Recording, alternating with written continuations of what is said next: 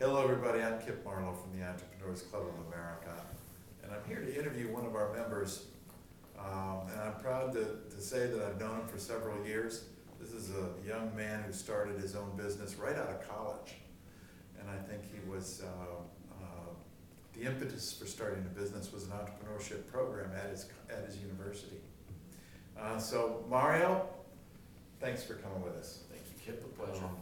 Mario started Secure IT Disposition Asset Services, 3 years ago?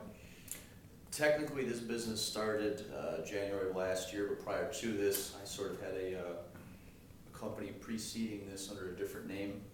So altogether, it's been about 4 years of entrepreneurship within the industry. Tell me about the company. What do you do? Well, in short, Secure IT Asset Disposition Services keeps companies compliant from start to finish when disposing of their end-of-life IT assets. Computers.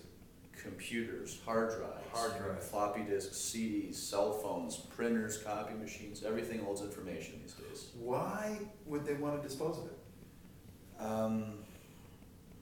don't even know where to start with that, but I'll start somewhere because you have to protect not only your company but your clients. For example, if you're one of my customers and we just, even with copy machines these days, if we're scanning your documents, your client profile, and just give anybody the machine, well, there's a hard drive on that machine with your information. Ultimately, the answer is risk. So, your customers are home-based businesses, insurance companies, what else? Banks, schools, hospitals. Governments? Governments, yes. Although it's neither here nor there. Although that doesn't always work out for you. But No, it doesn't. I know that you do a lot with the local city here, and you've done a great job, and they like you. Thank you. And disposing. But that was more an alliance with the government, so the people of the city of Mentor could dispose of their assets through you. Is that correct? Yes, is that how it works? this is correct. It was primarily residential. But as you could imagine, and I'm sure you have some cell phones and computers in your closets collecting dust, so it was one of Several. those. Yes. Several. So what are you waiting for? Good question. Good. Well, when I do it, it'll be with you, Mario. How's that sound? Good. You've been coming to the Entrepreneurs Club meetings, a couple of different clubs, for a couple of years. Why do you do that?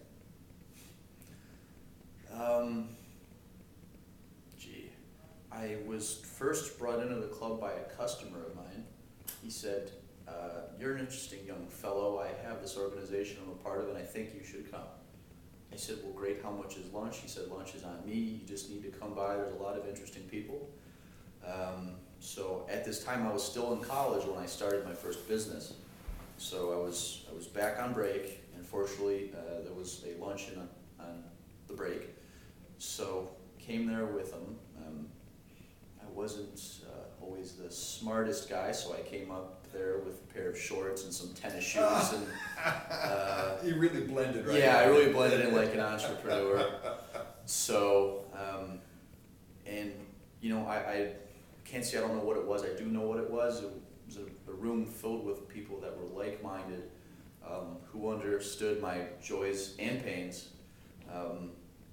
And you know, there's a certain group of people within tech, of the Lake County chapter at least, that I feel at the end of the day truly care about me and what I'm trying to do, and vice versa. I gotcha. And you've gone to the Cleveland Tech Club meetings. Yes. I think I've seen you there. Certainly the Lake County meetings. Has it helped your business? The answer is yes. Can I quantify or measure any sort of financial or return on investment?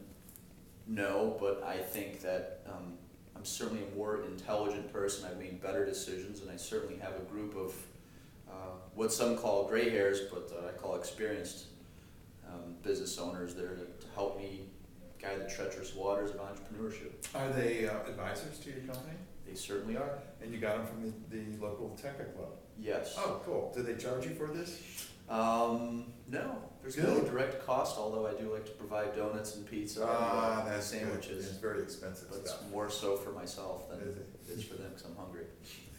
The entrepreneur clubs usually have a speaker. Do you get stuff out of the speaker as well? Absolutely. You know, when I first met you, I don't know, 3-4 years ago, whatever it was, I remember from our initial discussion, you said, I'm just hoping to give everybody one takeaway from every meeting. Yes. So needless to say, I'm there, and given today's technology, I'm taking notes on my BlackBerry. So I often feel like people think I'm texting or sending emails, but I'm not. I'm usually trying to take my 1, 2, or 3, 4, 5 takeaways, whatever it may be from that particular meeting. I'll be darned, that is really, so you'll get more than one takeaway. Yes, certainly. We had a meeting yesterday, and the speaker was a business lady who, named Diana Richards, who started her business at 50 years old, you know, twice your age. And I was so impressed with her that, and her story was one of almost sadness to victory. Did that relate to you? I mean, right now she's got 30 years on it, so maybe more, but did somebody like that relate to you? Yeah, absolutely. When I had my first business, I actually closed it down by choice. You know, the local newspaper did a story on it, and they were looking for a sob story on the economy, and it wasn't really about that. It wasn't about that at all. It was about rebranding, understanding where the industry was going and how it was getting there.